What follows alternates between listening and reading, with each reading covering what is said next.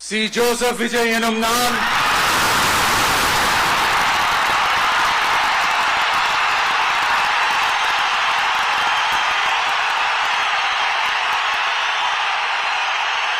சட்டப்படி அமைக்கப்பெற்ற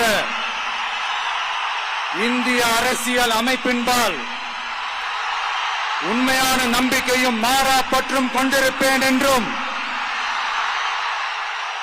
இந்திய நாட்டின் ஒப்பில்லாத முழு முதல் ஆட்சியையும் ஒருமையையும் நிலைநிறுத்துவேன் என்றும்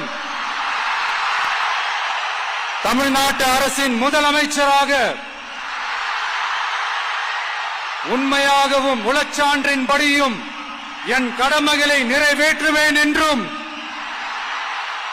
அரசியல் அமைப்பிற்கும் சட்டத்திற்கும் இணங்க அச்சமும் ஒருதலை சார்பும் இன்றி விருப்பு வெறுப்பை விலக்கி பலதரப்பட்ட மக்கள் அனைவருக்கும் நேர்மையானதை செய்வேன் என்றும் ஆண்டவன் மீது ஆணையிட்டு உறுதிமொழிகிறேன்.